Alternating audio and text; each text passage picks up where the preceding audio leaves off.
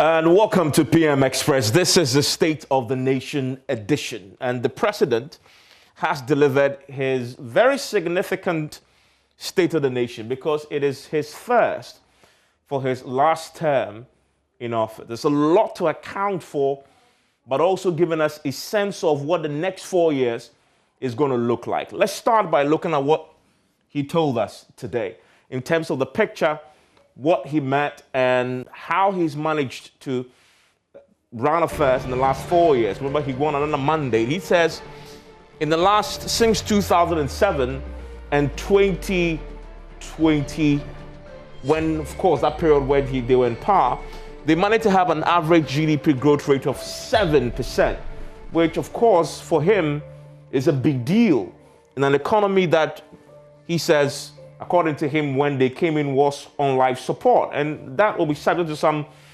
scrutiny tonight on the show.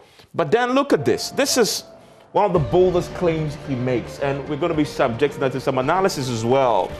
He talks about putting in place a series of measures, mainly through the Ghana Cares program, a $100 billion investment, post-COVID economic recovery program, that he says, once executed, he believes at the end of the year, we should be doing something around 5% GDP.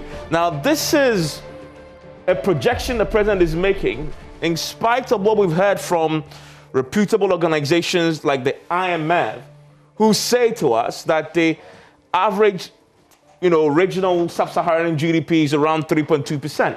growth rate. But the president is actually projecting that all that they're going to be doing should give us a GDP near 5%, above what the IMF is projecting. So this is a very bold claim. In this very uncertain post-COVID environment, can he achieve this? So we'll look at that. Still on the economy, because it's a big deal, by the way. There's a health implication for COVID, but its impact is affecting the economy quite significantly. Also, due to COVID, overall economic growth rate for 2020 was revised downwards. We know that. We've seen the resultant fiscal deficit also growing quite significantly. The minority today has been at pains to point out that the debt to GDP ratio has ballooned quite significantly. And they are making a case why the president can deliver the State of the Nation without telling us what our debt stock is. How big deal is that? We'll examine that shortly. Now, look at some of the things that the president also been telling us in terms of updating us about the government flagship program that they implemented in the last 4 years, 1D, 1F. He tells us that 232 projects are now being implemented at various stages. Breaks this down for us, include 76 of them operating as 1D, 1F companies across the country. And many say, well, give us a particular list, specific enough so we can verify. Whilst 112, including 5 medium-sized agro-processing factories and 63 common user factories are under construction. Again, this was the president speaking today in Listen to the Nation. Let's look, for example, at energy. Many of you saw the major power issue that happened over the weekend. Well, the president has been given as the state of the energy sector. And for him, the state of the energy sector, like the economy, like everything else, is pretty rosy. So the National Energy Policy of 2020 has now been completed. And this, he expects, should improve the framework and strategies to meet the contemporary energy needs of the country. One of the key problems that the energy sector has faced is the debt in the particular sector. I mean, how is the government, for example, the next 4 years going to deal with that major challenge that we've seen in the sector? Did we hear enough of this? We'll see. Now, we're also talking about the negotiations with the independent power producers, something that was very big in the president's first 4 years, the renegotiations, because they believe that the previous government left us with contracts that take or pay, which has crippled us, led us into the huge debts, paying for stuff that we don't need. It says under the National Education Scheme also, the president is hoping that we've talked about 1,436 communities have been connected to the national grid.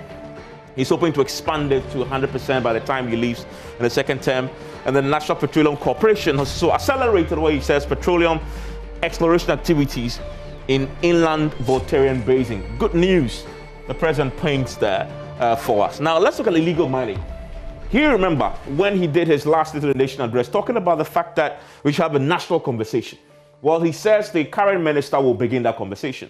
But for me, I guess one of the most controversial things that the president talked about, and that's where we'll start the conversation when we sit, is on the Ejapa royalties deal. There were many who thought that that deal was dead on the back of Martin Amidou's resignation, on the back of his corruption risk assessment, civil society protest. Everybody else, really, I mean, had criticized this, Parliament as well. But the president gave us an indication today that, well, it's not dead after all. It's going to come back to Parliament. In what form, we don't know. We would interrogate that shortly. Here, agriculture, the president paints a very nice picture of the agricultural sector, gives some hard facts to back this. The net exporter of a lot of the products, education also in good health going forward with the free SHS. The Ghana school feeding program is doing well, the president says. Ghana's gross tertiary enrollment is good at 18.88%. The president gives us that picture. Ghana's target is to increase the ratio from the current 18.8 to 40. That's a huge jump. Can he do that?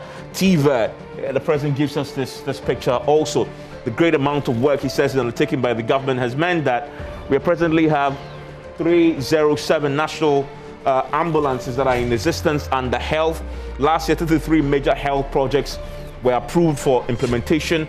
Now, we'll talk about COVID shortly, because if you look at the agenda, 111, the building of the hospitals across the country, he gives us an update. It hasn't started yet, but it's going to start, the president says, quite in earnest. The NDC says, listen, we have a solid track record in this area.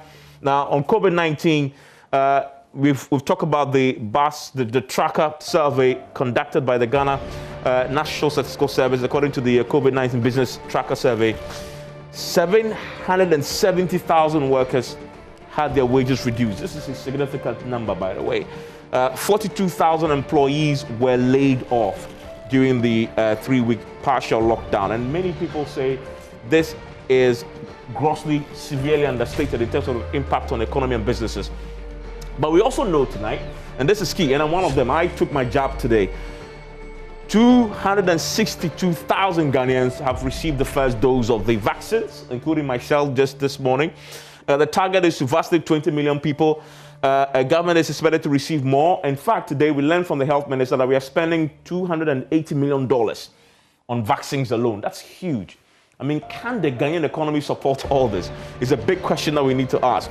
Because if you really look at how much government intends to spend on this, $100 billion, hopefully to recover the economy in a post-COVID economy, which is struggling everywhere else in the world, with the international organizations predicting some $700 billion in foreign support is going to be drying up. Where's government going to get all this money to do all these beautiful things he's talking about? Joining me are two fascinating guests who understand these matters from the political angle, from the economic also. Cassiel Ato-Forsyth is the former Deputy Finance Minister. Also joining me is Hassan Tampuli. He's featuring for the first time on PM Express. You know him, he used to be the head of the NPA. He's in Parliament now, a first timer in the House. I'm happy for him to join me, get his thoughts on these very interesting matters.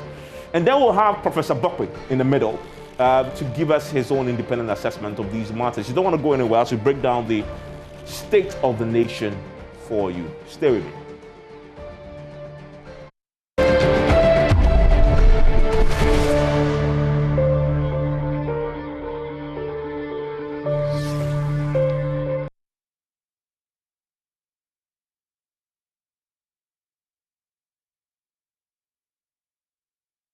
And thank you very much for staying with us here on PM Express. My name is Evans Mensah. Joining me in the studio for this conversation on the back of the State of the Nation address is Hassan Tampuli.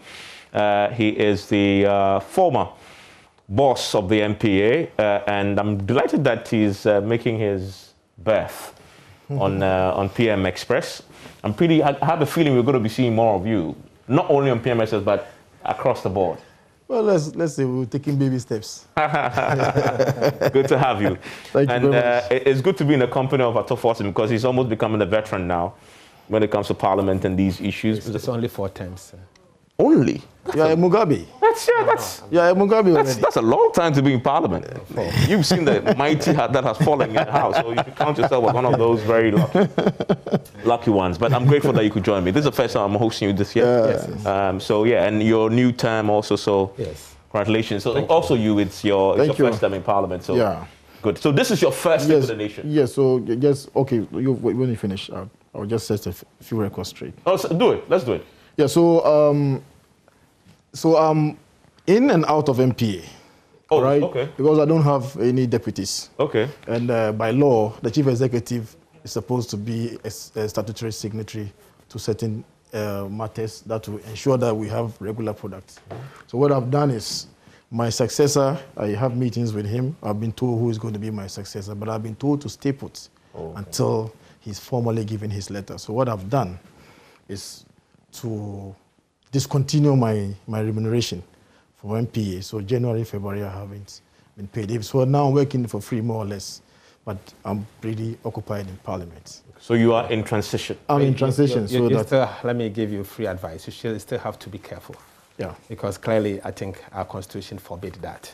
Yeah, it says that you should not occupy office of profit or remuneration. Whilst you are in the house. That is so. So that is why. So I don't receive any remuneration. I don't receive any profit. Basically, that's what it is. So good clarity there, because of course that is a constitutional matter. So it's a constitution. I have reviewed the relevant provisions. Great to know. Let's start with the State of the Nation. Let's start with your general assessment at first, broadly, giving your broad strokes. You've seen a lot of State of the Nation addresses in your time. Where does this one rank in the ones that you've seen? Even if I'm asked to rank today's State of the Nation, I'll give it 3/10. For a simple reason. The president today was not on top of his own speech. He could not own the speech. For a reason no one knows. Either he failed to prepare, one, or he wasn't confident in some of the things that he was saying. That for me is very, very informative. He could not pronounce properly, not one word, very important word for the sentence, but we could count close to 15 to 20 of them. That he was wobbly, he wasn't very articulate as himself, as you know him to be. And what I saw today, I wasn't impressed. Then the speech itself, considering the state of the nation, Ghana, I thought this speech should have been reconciliatory, nothing more than that. It should have been reconciliatory. Coming out from a very difficult election that ended up in the Supreme Court, ruling just came out, with a strong opposition in Parliament, I think the speech should have been nothing but reconciliatory. But he fell short. He started by acknowledging the need for us to, work together in the interest of the nation, recognizing the role the minority play in the appointment of his ministers. More or less thanking us. But you see, in between, he started throwing jabs. Which is normal. Please, you cannot say one thing, create an impression that the nation should come together, and in the end, throw jabs at us. You did this, I did that. More or less trying to compare and saying that we did nothing. There were better managers because others didn't do something. Yeah. Saying things like, if you look well, you will see. Saying things like, going forward, is that he had unanimous decision at the Supreme Court as against the 5-4 that were actually recorded in 2013. Is it necessary? Is it necessary for a president that is asking all of us to come together and develop the nation? Is it necessary? So I have a problem. One, as I said, he could not own his speech. The mistakes were too many. Two, I could see that the speech in itself did not reflect the true state of the nation, because there are other things that I thought he was going to talk about. The special prosecutor resigned on the back of corruption risk assessment on Ejapa. He failed to mention that. And for me, that office of the special prosecutor happens to be something that he's proud of, because he says he set it up. Even in his speech today, he mentioned. Yet he could not recognize the fact that the immediate past special prosecutor resigned on the back of the same corruption and tagged him. And so many other things. We'll come to the substance and we'll talk about it. But for me, if you are to ask me, what is the rating? As I've said, it's 3 over 10. Mr. Tampoli, so first of all, what would you rate this? I mean, since this is your first, I mean, out of Parliament, you might have seen a lot. Yeah. I mean, but you sat there today for the first time. I wonder how you rate him. But he raises a substantive point about looking at where the country is today, very divided on the back of keenly contested elections, led to some loss of lives, and then a further battle at the Supreme Court. Recently, verdict delivered. People are still very bitter. The country is very divided. I mean, 6 million people voted for the NDC candidate, and you can imagine how that escalated. He says this was a president's opportunity to sound more uniting, more conciliatory, to bring the sides together, but he failed at seizing that opportunity to do so. You agree? Thank you very much, Evans. I think that having listened to the president today, I think that both in substance and in form, I will rate the president 9.5 over 10. Okay. You see, and the half being what exactly? What constitutes the half? There have been the distraction that the minority people were making, and then that probably would distract him. Okay. Otherwise, it should have been 10 over 10. Okay. That's right. Yeah.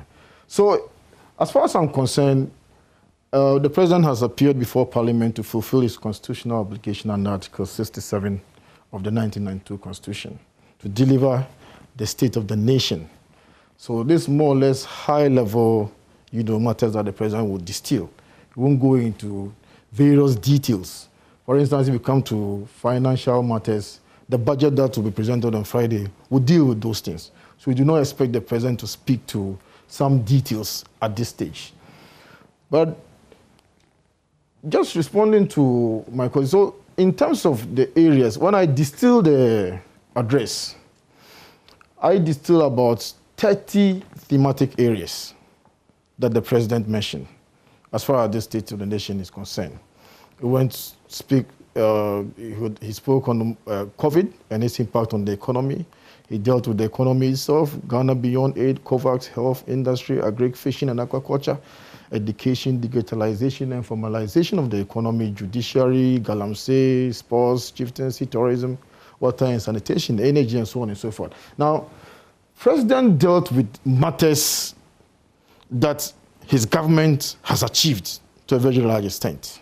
So when you tell me that the president could not own the speech, what are you telling me?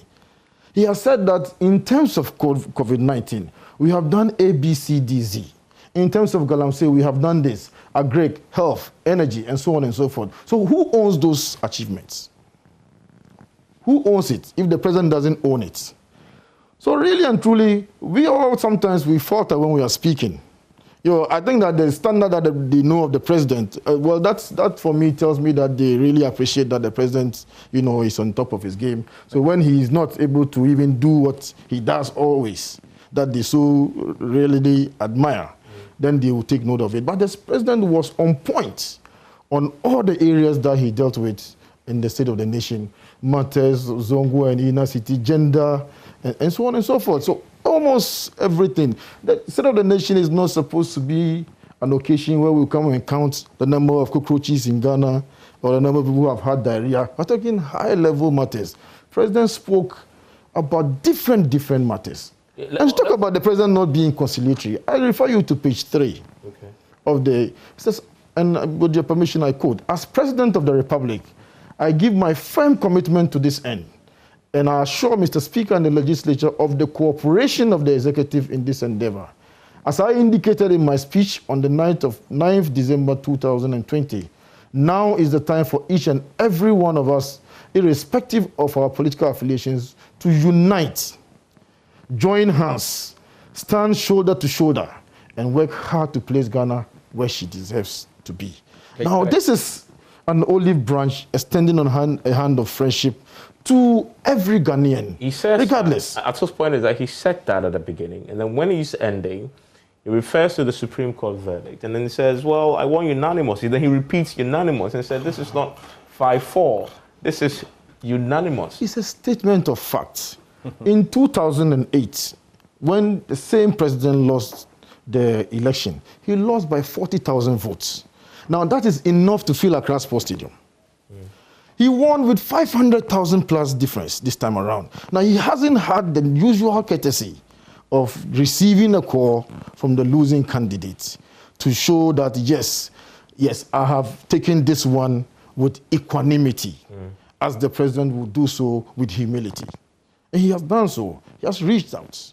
We haven't seen any such thing from the other side. But nonetheless, he's leading all of us. He's the president of our country, and he's reaching out, he's reconciliatory, and he said that it is in the book. Isn't that factual, the president threw that olive branch and said, we'll work together? Yes. I think I made a point that at the beginning of his statement. He's making reference to page 3. I mean, this is the first 5-10 minutes of his statement.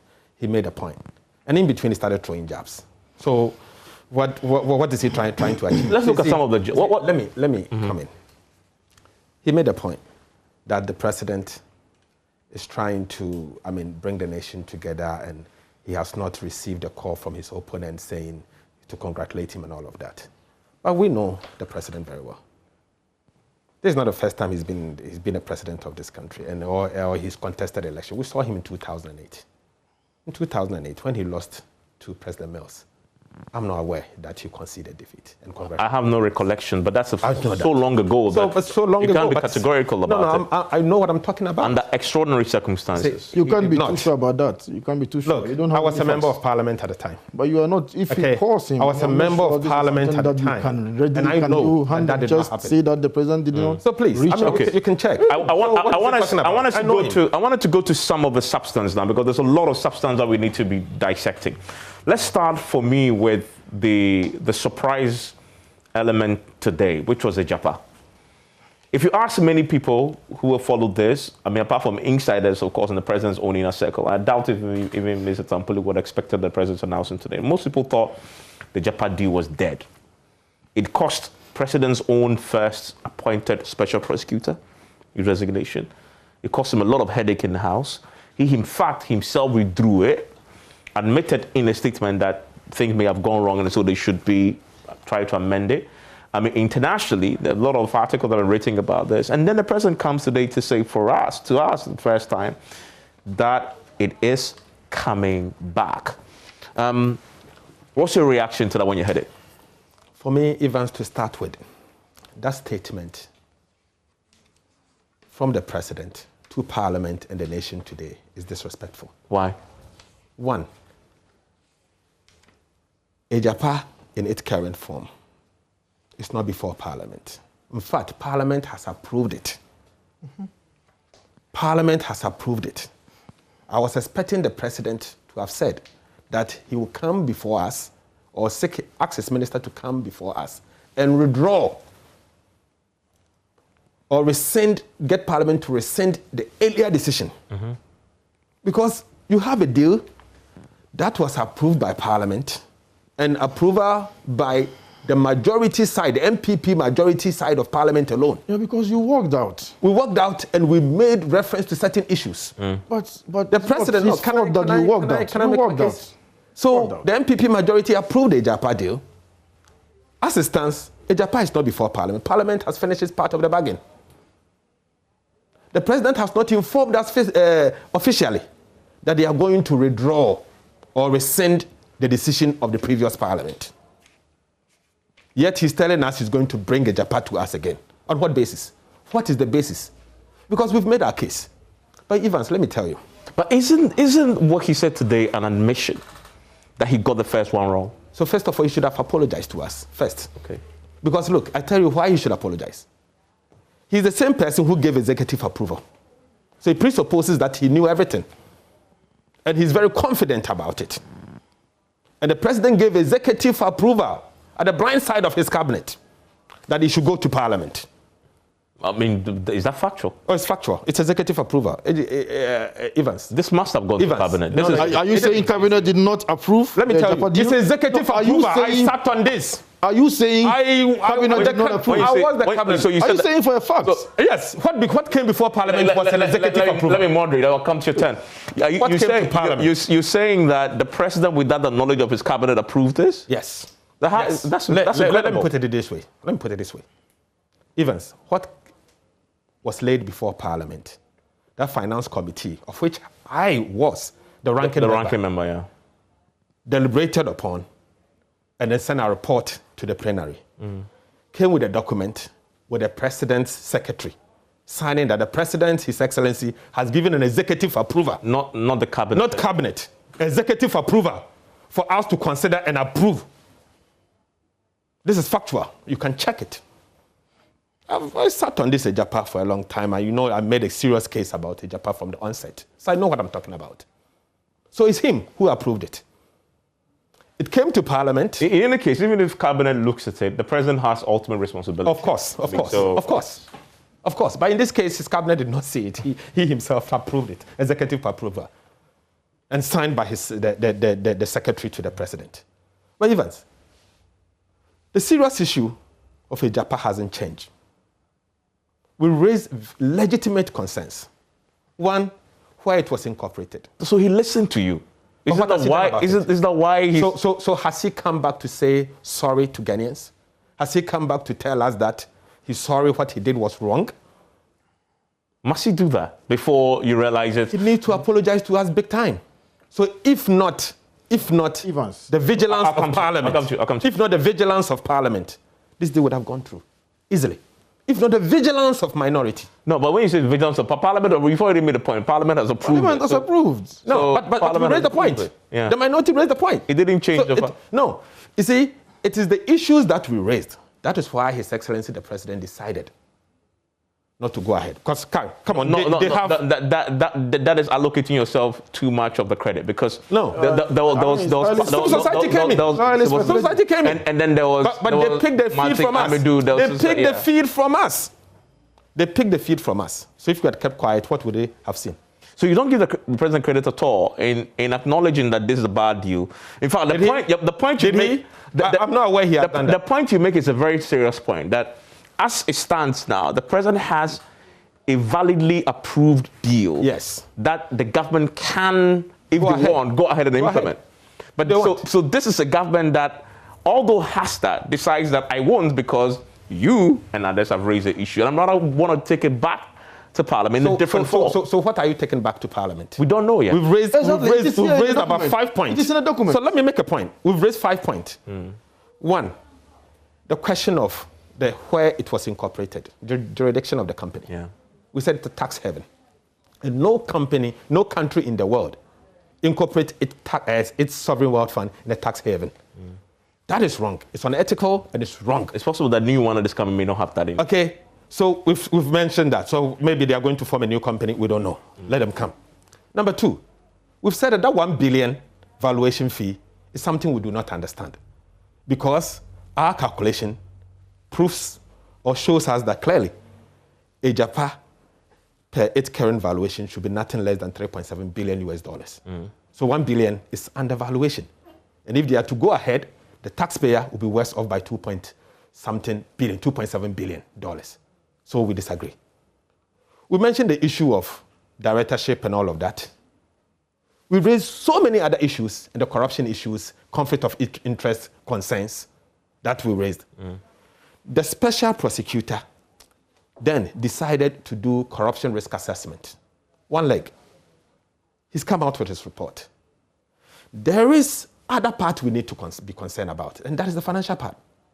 The financial part. Monies that have already been spent? The money that has been spent, one. Two, the value of the company. The value of the company, for me, that is extremely important. The money that has been spent, yes, it's another matter, but the value of the company, something that we know it should cost or it should be valued at 3.7 billion, and they are telling us it's going to be valued at $1 billion. We can't just keep quiet. Let me bring it. Mr. Tampuli, so you heard the president today. He's made a very important point about you have a validly approved contract deal. That's right. But the president says today that I'm going to bring it back. Why? Because I think it's clear, because there's an admission there that we got it wrong the first time. I think we have to read what the president said. Yeah. And then we can interpret it. It says on page 20, Mr. Speaker, let me at this point assure the House that in the course of this session of Parliament, government will come back to engage the House on the steps it intends to take on the future of Ejapa transaction. Now, does that mean you are bringing the deal back to Parliament? He said the steps we intend to take. So we've gone past the stage that, my good friend is talking about. You don't come to Parliament and read MOU. You come to Parliament to so get government approval. would come and inform the Ghanaian people through their representatives.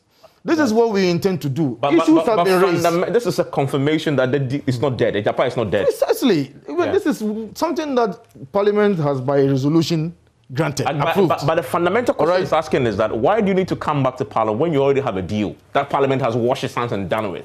But you see, the issue is not what we are being told, for instance. They raise the issue of the people behind Ejapa, who are the individuals. Ejapa is owned by some individuals hiding somewhere. But under the income and mineral income and investment, fund, Ejapa is 100% owned by the government. So anything that anybody tells us would have to be proven with concrete evidence. Under that law, 100% government owes Ejapa. So what is the hue and cry about? As if somebody is taking Ghana's money to go and hide in some corner. Even if the thing is valued 1 billion or 3.7 billion, it is still the government of Ghana owned property. I think we can have a conversation about the valuation.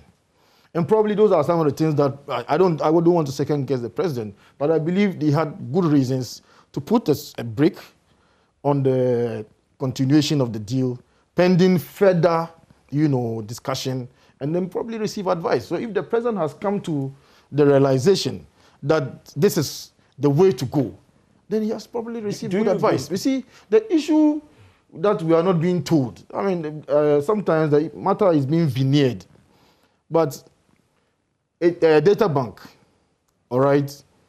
was more or less a subcontractor of Imara, the transaction advisor.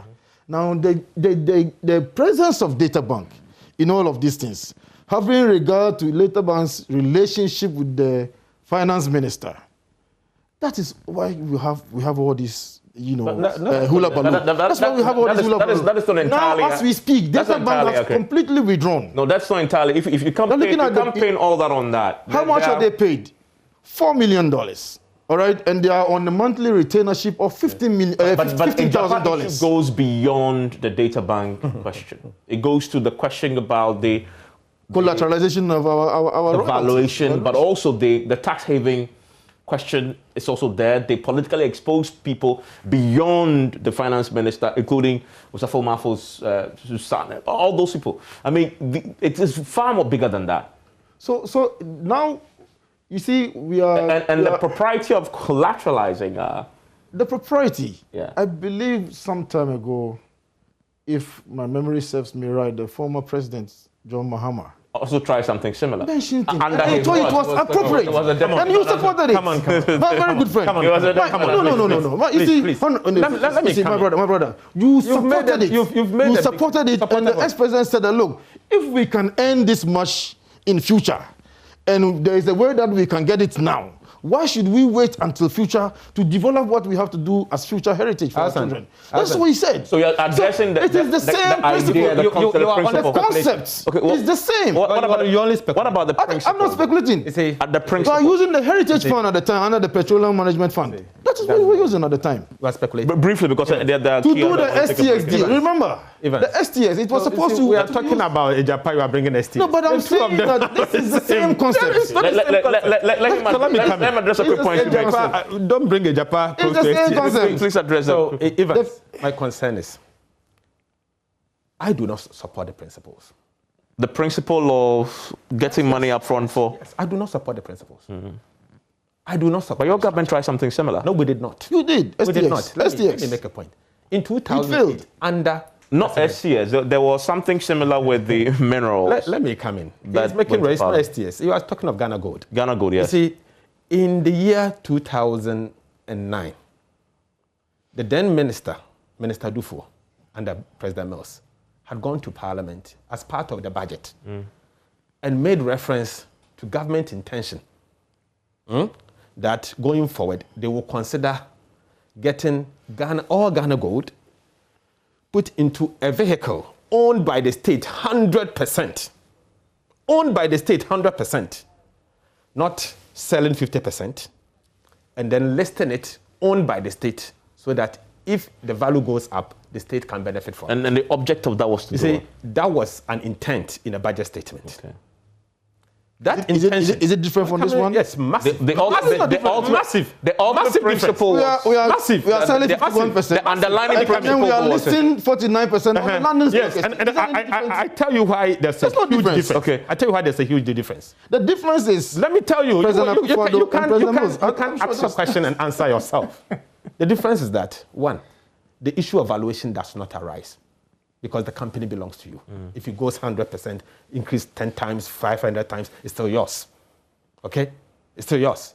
But that's still collateralizing the You see? mineral. precisely, You see? that's the whole No, point. you Bottom line collateralizing. You see, you haven't because it's still the state money, state asset. You are putting it in a stock exchange. When it goes up, it belongs to you. If it doesn't, it's still yours. So the issue of valuation does not come in. And then finally, there was no tax haven matter. And let me also go ahead, also inform you that the government decided that this is not a good deal, so they ignored it. Yeah, but that's exactly what the president has done. No, that he brought the deal to Parliament. Yeah. They tried pushing it. But you also read it in, I think it was a State of the Nation, or it was a No, budget. it wasn't a State of the Nation, it was in the budget. Budget, yes. So you didn't go forward with it. We didn't go forward with it. Yeah.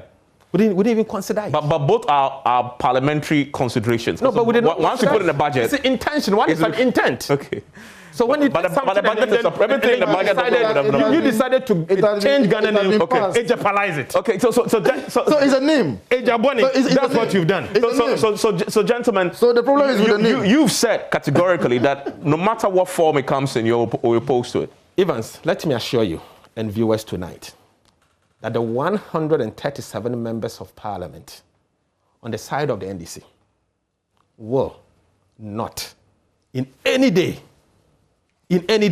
countenance with Ejapa. When even it comes and all your concerns have been addressed. Look, Ejapa is gone. I'm telling you, Ejapa is dead on arrival.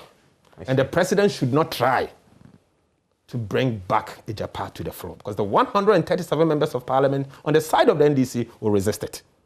They can decide to approve it with the 137 plus 1 independent to make it 138. But we, on the side of the NDC, we will not.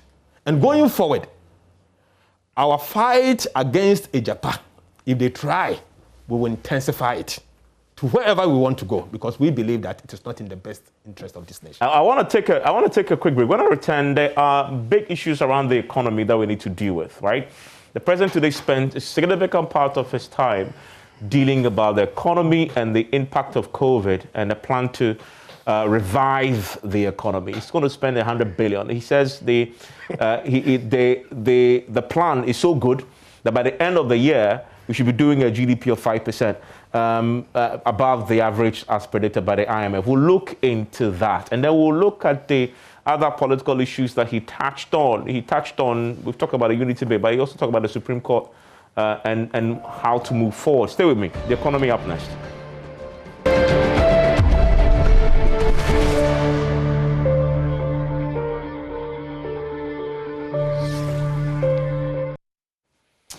And you're so live here on PM Express. My guest is Hassan Tampuli. He is the outgoing, in transition, head of the NPA, but also a new member of parliament. Your constituency again is?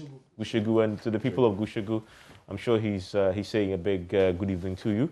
Also with me is Case Latto-Forson, the former Deputy Finance Minister. You used to be the ranking of the Finance Committee. You're no longer? In fact, it's yet to be confirmed. Okay. In the coming week, Parliament will reconstitute the committees because we do not have any committee in place. Yes. Okay. Apart from the Finance Committee, yes, apart from the two committees, Committee of Selection, of which I'm a member, and then the Appointment Committee. Standing Orders. Committee. Okay, so great clarity there. Let's go to an area that the president's focused quite a bit of this. In fact, the biggest amount of money this country will ever spend on reviving the economy is this Ghana Cares one that he spelled out today, $100 billion.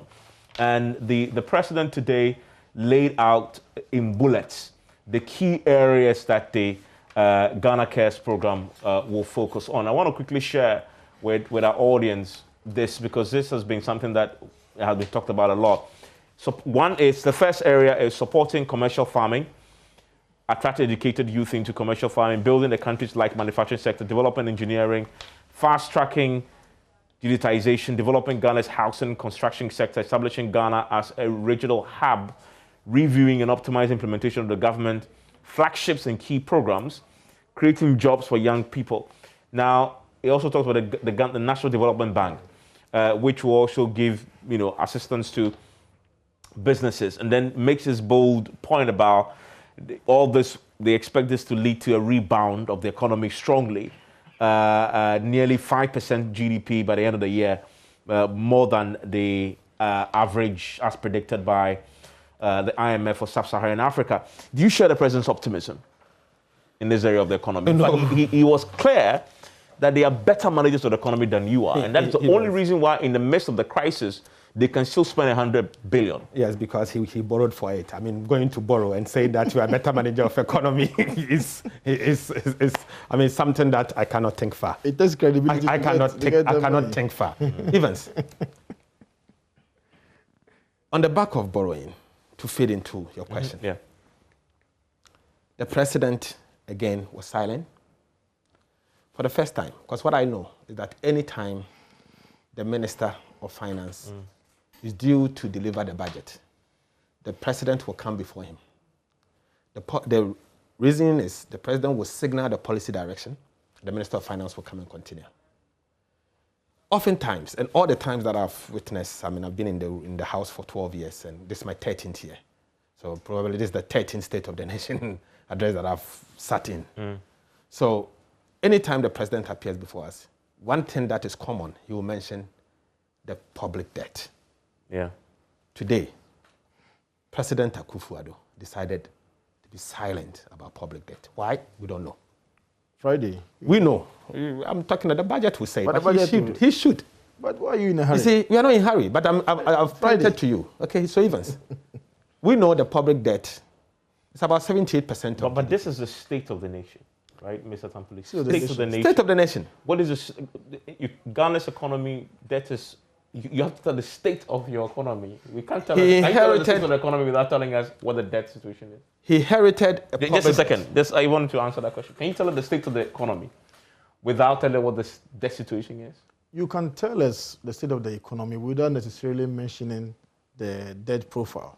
All right, especially if it is not something that you should worry too much about. But we all know because we all know post-COVID it's a significant worry. Precisely. So the budget to be read on Friday. So I think they are putting. But the budget is the budget. This is the state of the nation. You will get everything. Okay. The president has a responsibility to signal the policy direction of the state. He will do it. It's not just the budget. Inform us the true state of the nation at the time that he's giving the State of the Nation address. He failed this time to mention the public debt. We know that is 78% of GDP. We know the stock is 96 And what's your source?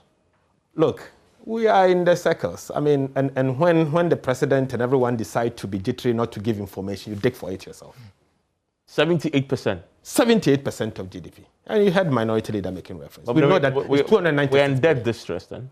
Complete. And you know what? I am waiting. After the budget, we are going to do a major press briefing on public debt issues. We'll diagnose it very well. I can assure you, we'll diagnose this issue of Ghana's public debt and where the money has been going. We need some answers. It's COVID. Is it COVID? It's not COVID.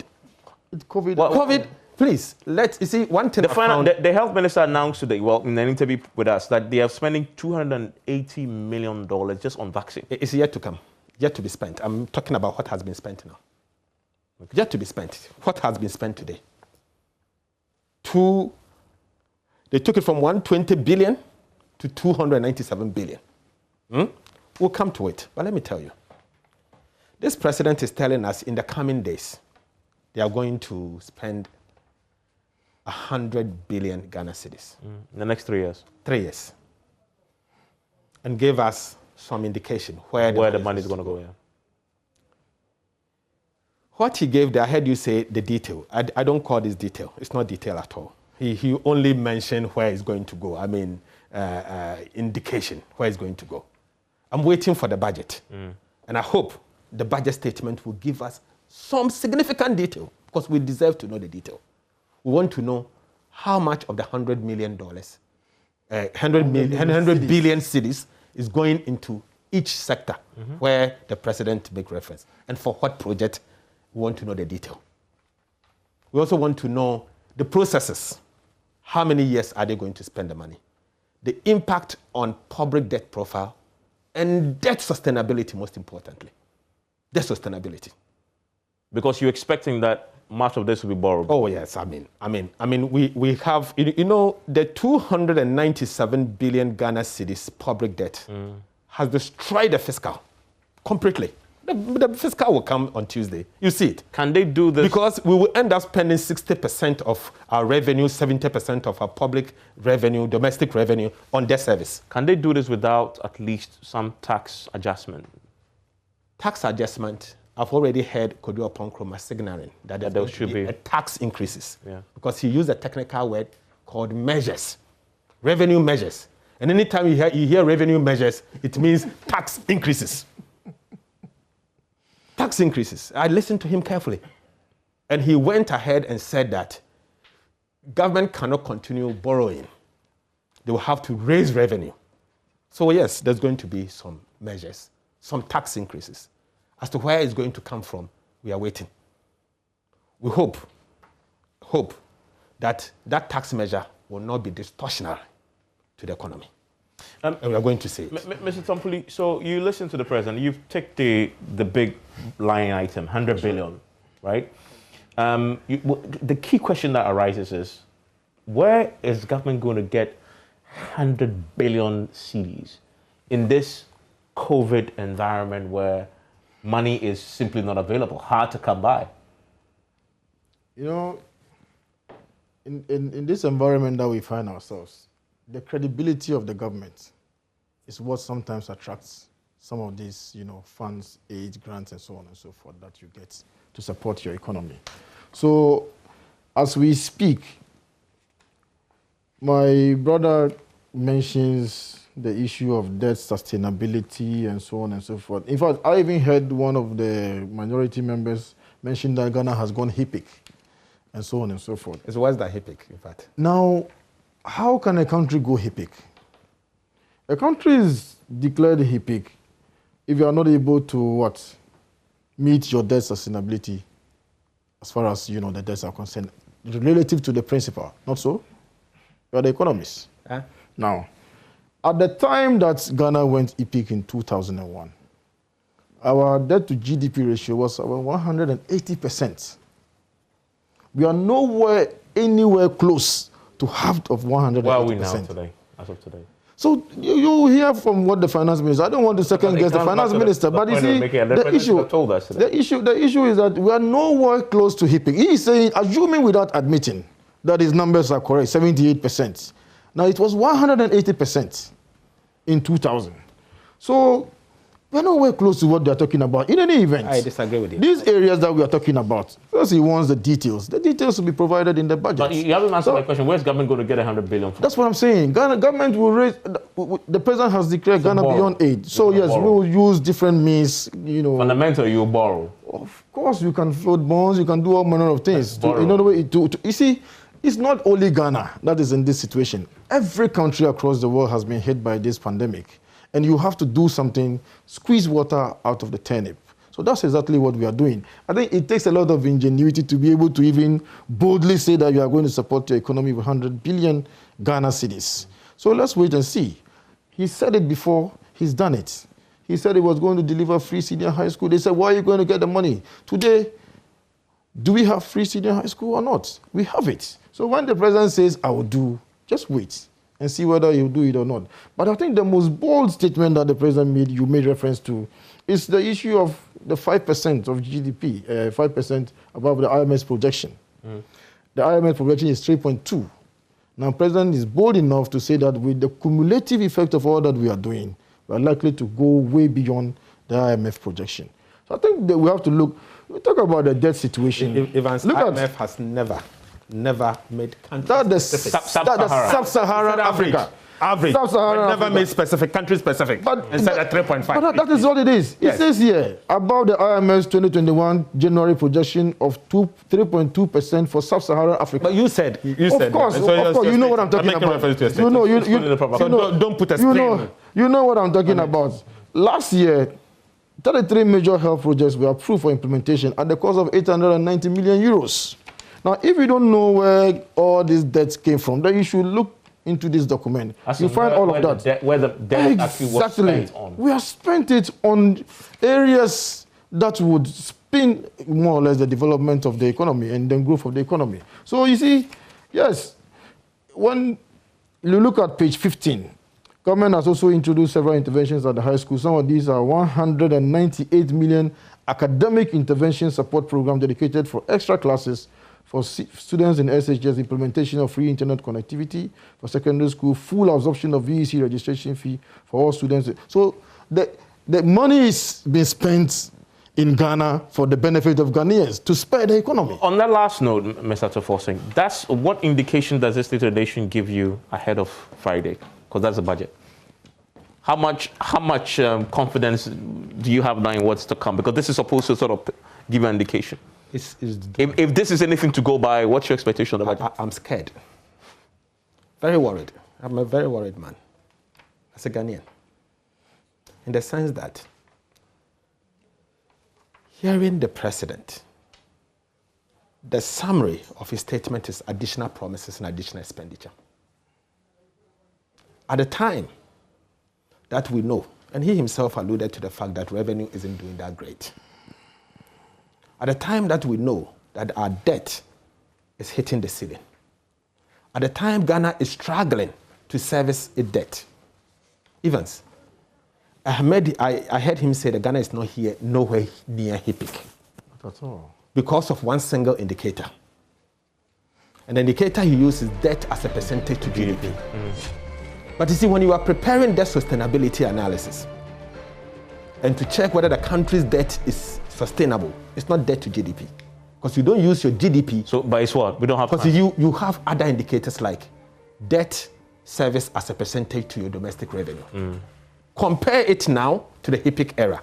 In fact, you will cry for Ghana because it's worse. Well, foreign debt as a percentage to forex that you earn. Compare it now to the HIPC era and you will cry. He's changing the indication. No, I'm not changing it. He's changing the indicators. Those are the indicators. It's worse than HIPC. I guess we'll get further clarity on this on Friday. 30 seconds if you want to, because I gave him 30 seconds. Yes, I think that this State of the Nation address is one that gives hope to the Ghanaian people. Okay. It's one that gives us, a lot of indications. So it makes you look forward to Friday with a lot of. There's a lot of expectation that government is going to do a lot more. I think that we are very excited about what we have read and what we have seen, and we thank the president. Gentlemen. Friday we'll get to know the details. So I'm grateful. Thank you to have you. Thank you. Enjoy the rest of your evening.